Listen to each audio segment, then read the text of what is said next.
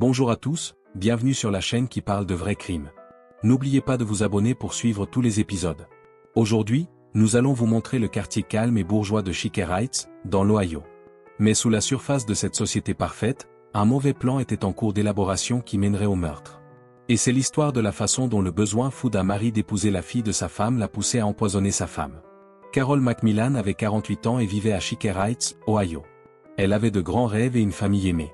Les gens du quartier la connaissaient pour sa gentillesse et son joli sourire. Lorsqu'elle voyait une amie, Carol s'arrêtait toujours et parlait. Elle était également toujours prête à aider. Elle était impliquée dans la communauté et faisait souvent du bénévolat lors d'événements religieux et organisait des fêtes dans le quartier. Carol était appréciée de tous ceux qu'elle rencontrait parce qu'elle était amicale. Shaker Heights est une banlieue de Cleveland connue pour son magnifique bâtiment et son fort sentiment de communauté. Carol vivait dans une jolie maison à 2 étages dans une rue bordée d'arbres. Les gens disent souvent que Shaker Heights a une ambiance bohème en raison de ses opinions libérales bien connues, de son mélange de maisons anciennes et nouvelles, de ses cafés et de sa scène artistique animée. Sa cuisine sentait toujours les biscuits frais et sa maison était pleine de photos de famille et de meubles confortables. Elle adorait cuisiner et ses biscuits aux pépites de chocolat étaient célèbres. Elle les amenait souvent au travail ou les donnait aux voisins. Elle était mariée à Daniel McMillan, qui avait 16 ans, son cadet. Carol et Daniel ressemblaient à un couple heureux, même s'ils avaient des âges différents. Daniel travaillait pour une entreprise d'assurance maladie et était toujours occupé, mais lui et sa femme prenaient du temps l'un pour l'autre.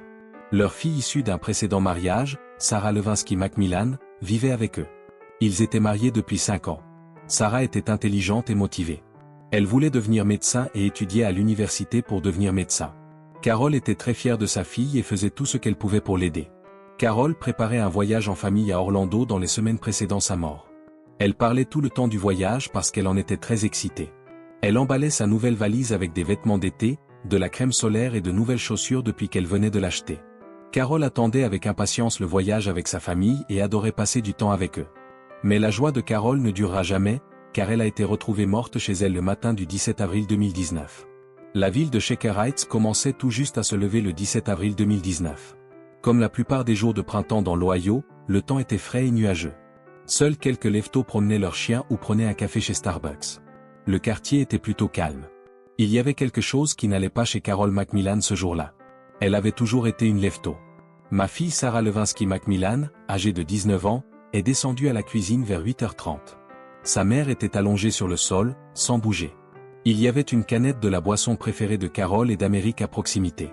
Du Pepsi Diet a été renversé à côté d'elle, et le liquide sucré s'est lentement infiltré dans l'espace entre les carreaux. Sarah avait tellement peur qu'elle a crié et a immédiatement appelé le 911, en tremblant. La voix du répartiteur tenta de calmer Sarah, mais elle était trop bouleversée. Ses yeux pleuraient et elle a supplié quelqu'un de l'aider immédiatement. Peu de temps après, les ambulanciers sont arrivés et ont trouvé Sarah en état de choc, faisant les 100 pas dans le salon. À l'exception du son du téléphone de Sarah qui appelle le 911 depuis la table de la cuisine, la maison était très calme. Il était trop tard lorsque les sauveteurs arrivèrent aux côtés de Carol. La police a déclaré que Carol était morte sur place. Sarah était choquée par ce qui se passait. La veille, sa mère était enthousiasmée par leur voyage prévu et l'aidait à choisir des vêtements et à faire des projets. Elle n'était plus là. Après cela, Sarah s'est sentie perdue et confuse. Sarah a appelé son père Daniel McMillan, qui était au travail à ce moment-là, pendant que les ambulanciers travaillaient. La réponse de Daniel était totalement folle. Dès que Sarah a commencé à pleurer au téléphone, il s'est mis à pleurer et presque à crier. Sa voix était si triste qu'elle était presque méconnaissable. Il lui a dit qu'il allait quitter son travail immédiatement. Rapidement, le service de police de Shaker Heights est arrivé au domicile des McMillan pour apporter son aide. L'affaire était dirigée par la détective Laura Robachek, qui travaillait pour la police depuis plus de 15 ans. On savait que Robachek avait un œil vif et travaillait de manière ordonnée. Elle était connue pour sa capacité à résoudre même les problèmes les plus difficiles. Elle a tout de suite su que quelque chose n'allait pas lorsqu'elle est arrivée sur les lieux tôt le 17 avril 2019. La maison McMillan était une maison de banlieue normale et bien entretenue. Il y avait une belle pelouse et un parterre de fleurs prêts à fleurir alors que le printemps commençait à apparaître. La maison était soignée et propre à l'intérieur. Le seul signe que quelque chose n'allait pas était de voir le cadavre de Carol McMillan sur le sol de la cuisine. Il y avait une canette renversée de Diet Pepsi à côté d'elle, une boisson américaine classique. Le contenu brun et lisse s'accumulait autour d'elle. Tout d'abord, le détective Robachek et son équipe se sont assurés que la scène du crime était sûre. Rapidement, du ruban adhésif jaune a été placé autour de la maison et des policiers se sont postés devant la porte d'entrée pour éloigner les voisins et les curieux. Les inspecteurs ont inspecté très attentivement la cuisine. Personne ne semblait être entré par effraction et rien ne semblait manquer. Il n'y avait pas d'argent dans le sac à main de Carol au bar et la porte arrière était verrouillée de l'intérieur. Le groupe a constaté que la canette de Diet Pepsi était encore presque pleine, avec seulement une petite quantité renversée sur le sol. Robachek prêta attention. Comme preuve, elle a demandé à l'équipe de la scène de crime de récupérer la canette et le reste du liquide. En plus de cela, des échantillons ont été prélevés sur le sol et le comptoir de la cuisine pour rechercher d'éventuels produits chimiques étranges. Ils ont pris des photos de la scène sous tous les côtés pour enregistrer chaque détail. Pour connaître la cause exacte du décès de Carol, une autopsie a été ordonnée. Les premiers médecins arrivés pensaient que la personne souffrait d'une crise cardiaque, mais Robachek n'en était pas si sûr. Robachek était méfiant à cause de la façon dont Carol était assise et du fait qu'elle venait juste de finir de boire son soda préféré, ou « pop », comme l'appellent les gens du Midwest. Les détectives ont fouillé toute la maison à la recherche d'autres signes au fur et à mesure que l'enquête avançait. Ils ont fouillé les affaires de Carol pour voir s'il y avait quelque chose qui pourrait indiquer un acte criminel. Pour preuve, son téléphone a également été confisqué afin que la police puisse consulter ses derniers appels et SMS. Le détective Robachek savait que cette affaire devait être examinée très attentivement. Il y avait bien plus dans la mort de Carol que ce qui était évident. Les flics ont enquêté sur la mort de Carol McMillan, puis ont porté leur attention sur ses proches. Daniel McMillan, son mari, a été la première personne à qui ils ont parlé. Daniel était beaucoup plus jeune que Carol. Il n'avait que 32 ans. On disait qu'il avait du succès, qu'il était beau et qu'il travaillait pour une entreprise d'assurance maladie à Cleveland. Il avait un bon travail, une belle maison et une famille formidable. Cependant, à mesure que la police creusait plus profondément, elle découvrit une autre facette de Daniel. Daniel a rencontré Carol pour la première fois alors qu'il était analyste junior dans une compagnie d'assurance, il y a 6 ans. Lorsqu'ils se sont rencontrés, Carol, alors divorcée, a été charmée par sa jeunesse et sa confiance en elle. 1 an plus tard, ils se sont mariés et Daniel est devenu père de Sarah, la fille de Carol, âgée de 13 ans. Leur mariage semblait solide à première vue, mais Daniel s'était éloigné de Carol au cours de l'année écoulée, selon leurs amis. Il travaillait de plus longues heures et rentrait souvent tard ou disait qu'il devait aller quelque part pour affaires. Daniel a semblé calme et même froid lors de son premier entretien avec les flics. Il a dit qu'il avait été choqué par la mort de Carol, mais ses sentiments ne semblaient pas forts. La détective Laura Robachek lui a demandé ce qu'il faisait au travail et il a répondu qu'il était rentré chez lui en courant dès que Sarah l'avait appelé. Daniel a déclaré que lui et Carol avaient un bon mariage, mais qu'ils s'étaient séparés au fil du temps lorsqu'on l'a interrogé sur leur relation. Il a dit qu'il n'avait rien à voir avec sa mort et qu'il ne comprenait pas pourquoi quelqu'un voudrait lui faire du mal. Mais à mesure que la conversation avançait, le détective Robachek devenait de plus en plus méfiant. Daniel était trop calme et responsable. Daniel n'a pas été clair lorsqu'on l'a interrogé sur les projets de Carol. Il a dit qu'il n'était pas intéressé parce qu'il était une femme et qu'il n'aimait pas connaître les activités quotidiennes de sa femme. D'ailleurs, il ne se souvenait pas de la dernière fois qu'il avait eu des relations sexuelles ou une conversation profonde en couple. Alors que Daniel disait qu'il aimait sa femme, Robachek trouvait étrange qu'il semble être si loin de sa vie. Les détectives ont également constaté que les commentaires de Daniel n'avaient aucun sens. Par exemple, il a dit qu'il savait qu'America et Carol aimaient Diet Pepsi, mais il ne pouvait pas expliquer pourquoi il y avait une canette à moitié vide à côté de son corps lorsqu'elle a été retrouvée. Il a dit que Carol buvait beaucoup de soda, mais il ne semblait pas en savoir grand-chose sur ses autres habitudes. Alors que les flics continuaient à interroger Daniel, ils ont commencé à réfléchir à ce qu'il aurait pu essayer de faire. Daniel aurait peut-être voulu mettre fin au mariage. Mais était-il aussi motivé par autre chose, quelque chose de plus sombre? Daniel gardait des secrets, comme le montrait l'étude de sa vie. Le plus effrayant de tous était à quel point il aimait avoir des relations sexuelles avec sa sœur Sarah. Les flics disposent désormais d'une nouvelle façon d'enquêter sur ce qui s'est passé. Daniel voudrait peut-être que Carol soit écartée s'il était amoureux de Sarah. Mais il faudrait bien plus de preuves pour démontrer que Daniel était impliqué dans la mort de Carol. Le détective Robachek savait qu'il devait être minutieux alors qu'il assemblait soigneusement le puzzle qui commençait à prendre forme. La personne suivante que les flics ont examinée était la fille de Carol, âgée de 19 ans, issue d'un précédent mariage, Sarah Levinsky McMillan. Sarah était une jeune femme intelligente et déterminée qui était sur le point de devenir médecin. Elle se préparait à devenir médecin à la Case Western Reserve University de Cleveland, où elle avait obtenu une bourse pour ses bons résultats scolaires. Sarah était connue pour être gentille et travailleuse à l'école.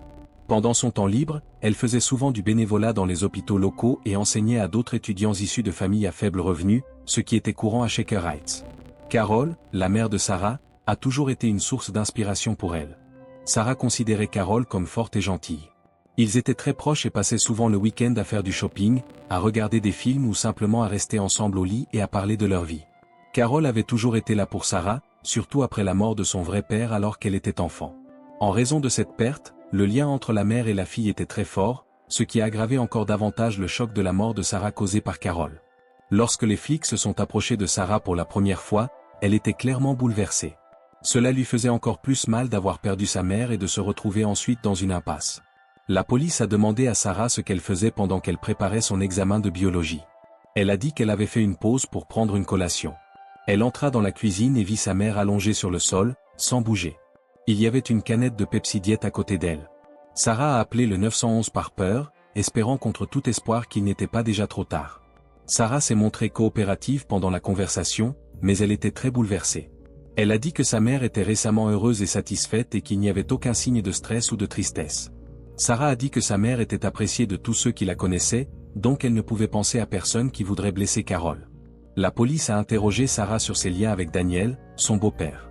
Sarah a dit de belles choses à son sujet, comme à quel point il était « sexy » et comment elle le considérait comme une figure paternelle qui veillerait sur elle. Les flics étaient encore plus inquiets et méfiants, car elle ne savait pas qu'il était secrètement obsédé par elle sexuellement.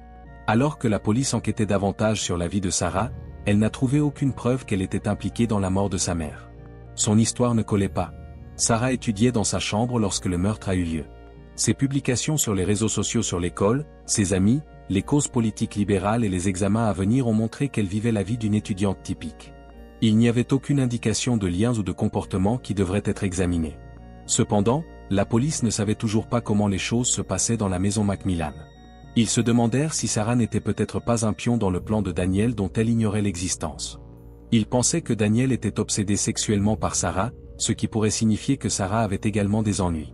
Pour l'instant, cependant, il n'y avait aucune preuve que Sarah avait quelque chose à voir avec le crime, alors les agents ont tourné leur attention vers autre chose. La troisième personne interrogée par les flics était la meilleure amie et confidente de Carol, Jessica Miller. Carol et Jessica, 45 ans, se connaissaient depuis plus de 10 ans. Jessica était marchande immobilière. Les deux femmes sont devenues proches parce qu'elles travaillaient toutes les deux comme femmes à Shaker Heights et ne pouvaient pas vivre l'une sans l'autre. Jessica pouvait souvent être vue chez Carol, soit en train de participer à des événements communautaires, soit simplement en train de prendre un verre de vin avec elle le soir. Leur relation semblait indestructible aux yeux de ceux qui les connaissaient. C'était basé sur la confiance et le respect mutuel. Mais les flics ont rapidement découvert que Jessica cachait un grand secret. Jessica avait eu une liaison avec Daniel Macmillan, même si elle semblait fidèle à Carol. Tous ceux qui les connaissaient tous les trois ont été choqués par cette nouvelle, notamment Jessica, qui est très proche de Carol. Jessica dit que l'affaire a commencé à peu près au moment où Carol est décédée. Elle leur a dit que tout avait commencé paisiblement lorsque Daniel s'était rendu à l'une des célèbres soirées nues dans le spa de Jessica. Après quelques mots affectueux, les choses se sont rapidement transformées en une relation sexuelle à part entière. Jessica a dit qu'elle se sentait un peu coupable d'avoir trahi son amie, mais elle ne pouvait s'empêcher de tomber amoureuse du corps fumant de Daniel. Jessica était tendue et sur la défensive lorsque les flics lui ont parlé. Les gens se méfiaient d'elle parce qu'elle voyait Daniel, mais elle affirmait qu'elle n'avait rien à voir avec la mort de Carol. Jessica a déclaré que la mort de Carol l'avait rendue triste et qu'elle avait même pensé à réduire le nombre de fois par semaine qu'elle avait des relations sexuelles avec Daniel en raison de la culpabilité qu'elle ressentait.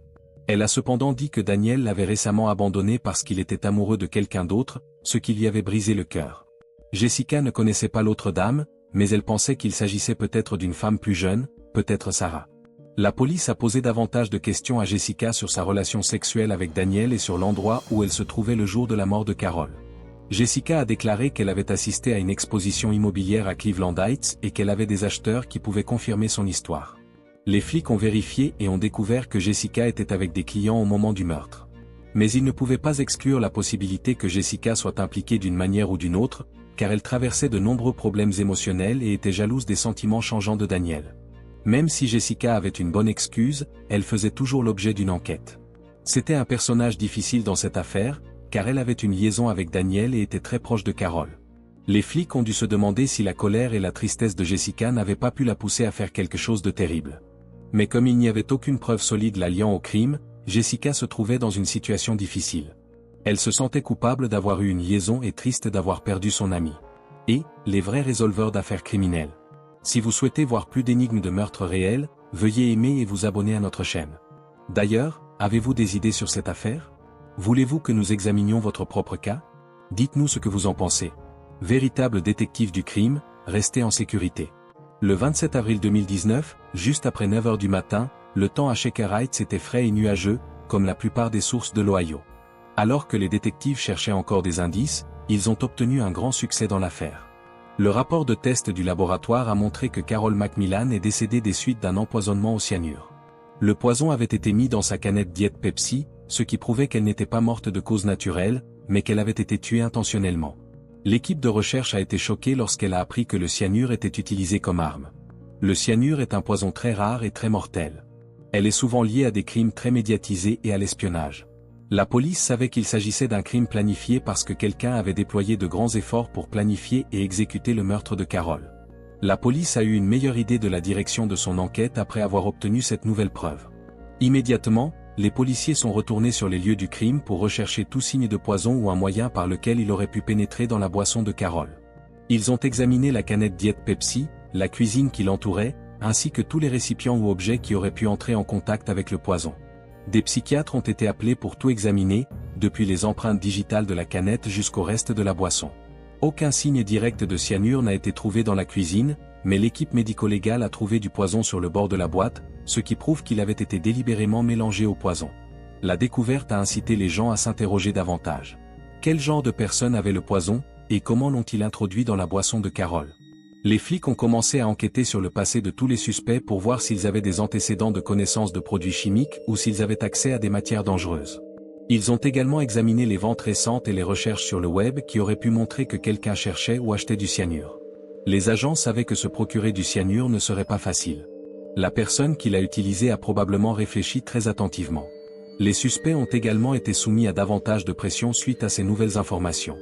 Ils ont été de nouveau interrogés par la police, qui s'intéressait surtout à ce qu'ils savaient sur la drogue et sur tout comportement étrange survenu avant la mort de Carol.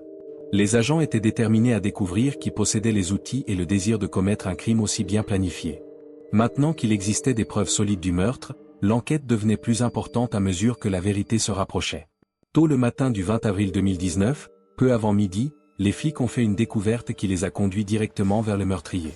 En examinant les preuves et en parlant à nouveau aux suspects, les policiers ont commencé à se faire une idée inquiétante. Il y avait de nombreux signes indiquant que c'était le mari de Carol, Daniel McMillan, qui l'avait tué. Daniel McMillan, âgé de 32 ans et travaillant pour une entreprise d'assurance maladie, était un homme sympathique et prospère. De l'extérieur, il semblait avoir tout, un travail sûr, une belle épouse et une vie parfaite à Shaker Heights, une utopie progressiste. À l'intérieur, cependant, Daniel était un homme aux pulsions sexuelles sombres et obscènes. C'en était trop pour lui d'être physique avec Sarah Levinsky McMillan, la fille de Carol issue de son précédent mariage et sa belle-fille. Daniel avait eu des sentiments sexuels pour Sarah dans son dos, mais elle n'avait que 19 ans et n'avait aucune idée de ce qu'il faisait. À mesure que l'obsession de Daniel grandissait, il s'éloignait de Carol parce qu'il la considérait comme un obstacle à son rêve inquiétant d'épouser Sarah et de commencer une nouvelle vie avec elle. Les détectives ont trouvé des indices importants reliant Daniel au crime. Ses recherches sur Internet ont montré qu'il étudiait le cyanure quelques mois avant la mort de Carol. Il a cherché des détails sur où l'acheter, comment l'utiliser et quels sont ses effets sur le corps. Ces preuves solides montraient que Daniel avait soigneusement planifié le meurtre et qu'il allait utiliser du cyanure pour tuer Carol sans laisser de traces. Daniel a utilisé la routine quotidienne de Carol contre elle le jour du meurtre. Il savait qu'elle buvait toujours une canette de Diet Pepsi après le travail parce qu'elle l'aimait tellement. L'enquête a révélé que Daniel avait mis du poison dans sa canette de Pepsi Diet parce qu'il savait qu'elle le boirait dès son retour à la maison. Le poison fit rapidement son effet, Carol s'est évanouie et est décédée en quelques minutes. Daniel voulait donner l'impression qu'il avait eu une crise cardiaque rapide, mais le rapport toxicologique a montré qu'il mentait. Les flics ont montré à Daniel les preuves qu'il avait rassemblées et lui en ont parlé. Au début, Daniel a essayé de cacher la vérité, mais alors que la police leur montrait ce qu'il faisait en ligne, à quel point il aimait Sarah et le cyanure trouvé sur la canette, la défense de Daniel a commencé à s'effondrer. Les habitants de Shaker Heights ont été choqués lorsque Daniel a été arrêté. Les gens qui connaissaient Carol et vivaient à proximité ont été choqués d'apprendre que l'homme qu'ils considéraient comme un mari aimant avait fait quelque chose d'aussi horrible. La nouvelle a brisé le cœur de Sarah et elle a eu du mal à accepter que l'homme qu'elle considérait comme une figure paternelle avait prévu de blesser sa mère dans son dos. L'affaire contre Daniel McMillan a débuté devant le tribunal de police commun du comté de Cuyahoga le 15 janvier 2019. De nombreuses personnes se sont intéressées à l'affaire et les chaînes d'information locales ont consacré beaucoup de temps à la couvrir. De nombreuses personnes à Shaker Heights étaient impatientes que justice soit rendue après le meurtre de Carol McMillan. Le procureur adjoint James Leakey, âgé de 45 ans, était le procureur. Il était connu pour être minutieux et déterminé dans son travail sur les affaires criminelles. Daniel McMillan a été reconnu coupable grâce au dossier solide de Leakey. Il a déclaré que Daniel avait prévu de tuer Carol et en a montré la preuve en affirmant que du cyanure avait été trouvé dans le Diet Pepsi de Carol et que Daniel avait fait de nombreuses recherches sur le poison en ligne. Leakey a déclaré que les actions de Daniel étaient froides et planifiées, et il a souligné que Daniel avait fait ce qu'il avait fait parce qu'il était obsédé par Sarah Levinsky McMillan. Laura Phillips, l'avocate de la défense de Daniel, âgée de 38 ans, a tenté de dresser un tableau différent. Phillips a déclaré que Daniel avait dû faire face à beaucoup de stress et à des problèmes personnels, ce qui aurait pu le rendre moins intelligent. Elle a déclaré que les actions de Daniel n'étaient pas planifiées et étaient plutôt le résultat de son instable mental. Phillips a essayé de dire qu'il n'y avait pas suffisamment de preuves claires que Daniel était responsable de l'empoisonnement, mais il y avait beaucoup de preuves qu'il était coupable. La famille de Carol, y compris Sarah, se rendait à l'audience tous les jours et semblait très bouleversée et émue. Sarah a été particulièrement affectée par le procès, car elle a dû faire face à la vérité sur la mort de sa mère et la trahison de son beau-père. Les amis et collègues de Carol se sont exprimés devant le tribunal en larmes, affirmant qu'elle était une personne aimante et attentionnée qui n'aurait jamais imaginé une fin aussi violente. Le jury a délibéré pendant quelques jours et est parvenu à une décision le 22 janvier 2019, après avoir entendu les témoignages et vu les preuves. Daniel McMillan a été reconnu coupable d'avoir tué quelqu'un au premier degré. Daniel a été condamné à la prison à vie sans possibilité de libération conditionnelle. La famille et les amis de Carol ont été à la fois soulagés et attristés par cette sentence. Ils pensaient que même si justice avait été rendue, la douleur de perdre Carol et la trahison de Daniel ne disparaîtrait jamais. Après la décision, l'affaire semblait terminée, mais elle a eu un effet durable sur toutes les personnes impliquées. Les amis et la famille de Carol ont dû faire face aux conséquences du procès et essayer de recommencer leur vie tout en se rappelant à quel point Carol avait été chaleureuse et gentille avec eux. Le procès a servi d'avertissement brutal sur le mal qui peut se cacher derrière les paroles les plus parfaites. Une fois que Daniel McMillan a été reconnu coupable et condamné, les choses ont commencé à revenir à la normale à Shaker Heights. Cependant, l'affaire a quand même eu un grand impact sur toutes les personnes impliquées.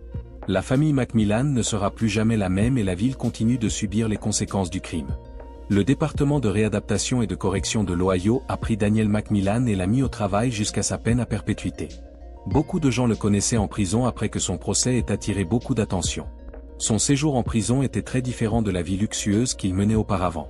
Son histoire a longtemps été médiatisée. De nombreux médias locaux ont décrit comment il s'adaptait à la vie en prison et comment il interagissait avec les autres prisonniers. La fille de Carol, Sarah Levinsky McMillan, avait un chemin difficile devant elle. Elle était en train de devenir médecin lorsque sa mère a été tuée, et le meurtre a eu un grand effet sur elle. Sarah a pris une pause scolaire après le procès pour travailler sur sa santé mentale et faire face au stress des derniers mois. Elle a reçu l'aide de sa famille, d'amis et de conseillers compétents. Les gens de sa communauté se sont rassemblés pour l'aider, et beaucoup ont loué sa force et sa capacité à se remettre d'une période aussi difficile. Jessica Miller, qui était amie avec Carol et était l'amante secrète de Daniel, a également dû faire face aux conséquences de l'affaire. Elle n'a pas été reconnue coupable de meurtre, mais l'affaire et le rôle qu'elle a joué dans la vie de Daniel ont fait d'elle une figure controversée. Les affaires immobilières de Jessica n'ont pas bien fonctionné à cause de la mauvaise presse.